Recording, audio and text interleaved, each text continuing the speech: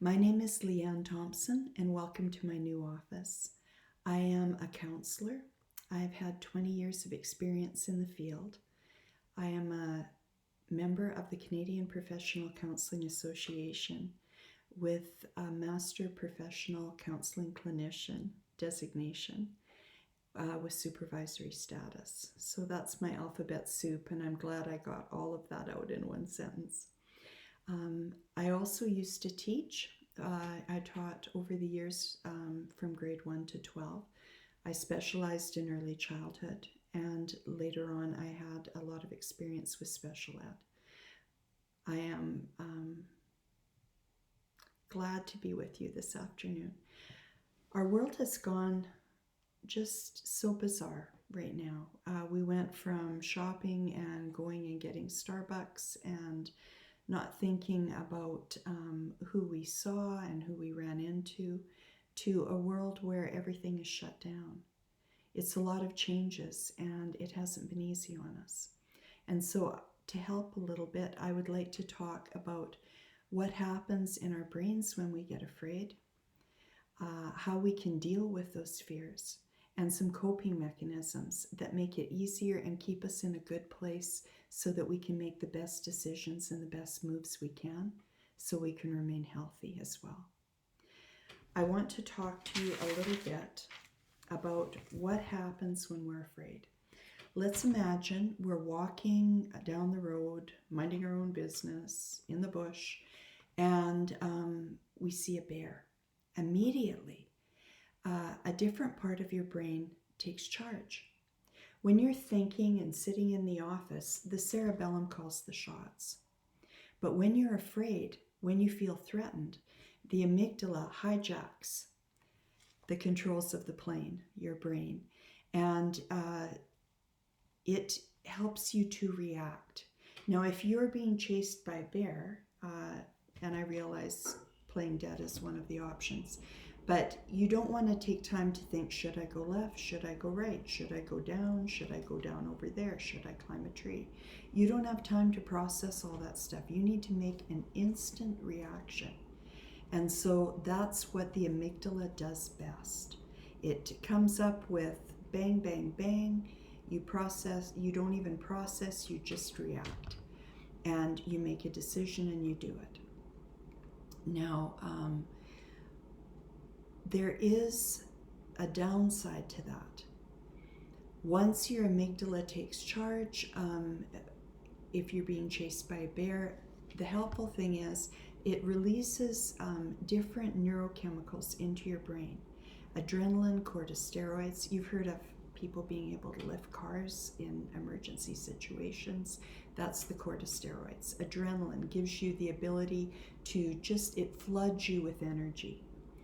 Now, if you are becoming afraid and you aren't able to use that energy, you aren't able to use all of that within you, it's going to create anxiety. And that's what happens in situations like what we're going through now. People feel threatened, the amygdala takes charge, and they have all of this vibrating energy inside them and they don't know what to do with it. The other thing I wanted to talk to you about is what happens in the body when the amygdala takes charge. And that'll maybe help you understand some things that are going on in your body from time to time over the last month.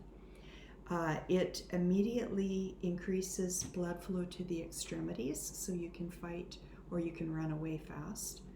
It increases breathing. Now, the body doesn't get all this energy out of thin air. It takes it from some other part of the body. So where you're gaining, we've outlined. Where are you losing energy? One place is in the cerebrum, in the front of your brain, that part that processes thought. If we consider normal thinking 100%, okay, which sounds so good, and we end up having the amygdala hijack our cerebellum, our processing, our ability to think through problems goes down to about 20%. It's really hard for us to think and process.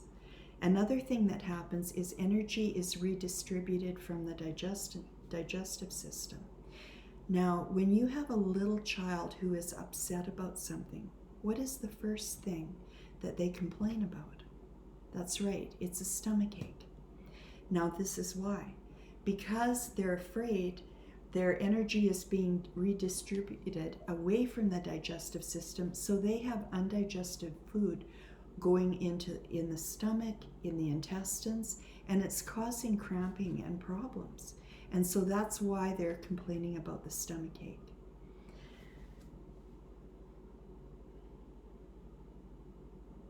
The body has a way of prioritizing needs so that it can help you be able to deal with what's in front of you. If you are having to escape from a physical threat, you aren't too worried about if you digested your pancake. You're not too worried about if you haven't been able to think through all the issues you need to in that day. The priority is keeping you alive. The problem for us is that when we are constantly going into that state of the amygdala hijacking the front of our brain, the cerebrum, when we're going into that too much, we have all of these negative neurochemicals making us anxious. Also, we aren't able to think through our problems. We're very easily overwhelmed. The other issue is that oftentimes we are not feeling well. Our digestive system isn't working well. We are struggling with foggy thinking. All of those things that make it more difficult to deal with what's in front of us. So when we're in that state, how do we shift gears and get back to a place where we need to be? One of the ways is we need to make ourselves take a break. Breathe. Just breathe. Start to calm yourself down. Maybe go for a walk. Do something that is distracting, but something that relaxes you instead of something that just puts it on pause.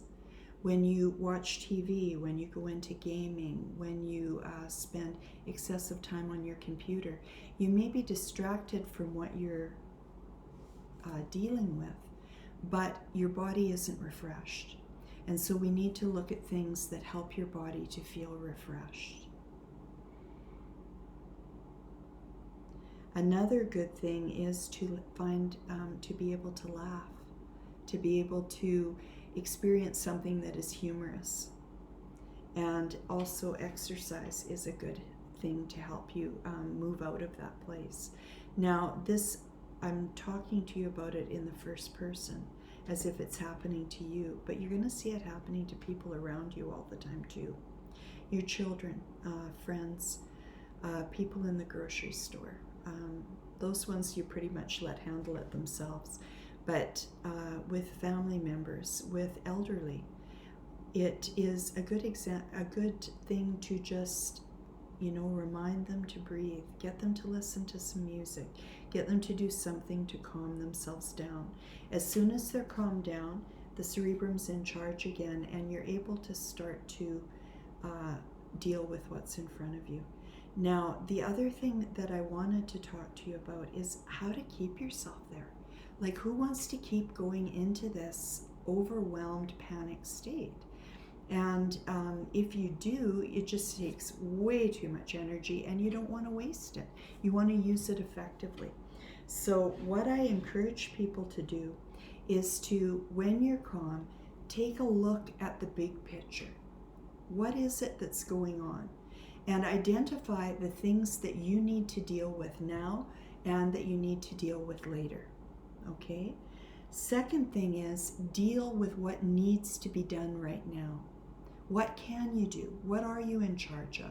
What can you effectively accomplish at this point? We don't want you to go into a bubble. We want you to be present and be able to effectively deal with the decisions that you have to deal with in the moment. And the third thing is, we need you to focus on what is good. About 2,000 years ago, the book of Philippians was written. I'd like to read Philippians 4:8 to you now. Finally, brothers and sisters, whatever is true, whatever is noble, whatever is right, whatever is pure, whatever is lovely, whatever is admirable, if anything is excellent or praiseworthy, think about such things. This is how the brain works best, when after we've done what we have to do, we're able to focus on what is good. I've talked about how stress affects our bodies, how we can safeguard our mental health. Now I'd like to tie that into our physical health. Another area that is impacted when the amygdala is engaged, when it hijacks the brain or takes charge over the cerebrum, is our immune system. When we're being chased by a bear, we're not really worried if we're catching a cold. Our body prioritizes, and it is much more important that we survive. However, when the amygdala engages and it is not an imminent threat, it is not beneficial for this to happen. We don't want to take energy away from the support of the immune system. We don't want to get run down and easily vulnerable to viruses, to bacteria infections. And so what is important here to remember is being stressed out and worrying does not protect you better. Paying attention to what's going on around you, then focusing on what it is you can do, and then keeping your head in a good place so you stay calm and healthy and ready when you need to make the next decision, is the best way you can not only keep your mind healthy, but your body healthy. Thank you for joining me this afternoon. My wish for you is that you stay healthy and stay blessed. Take care, and goodbye for now.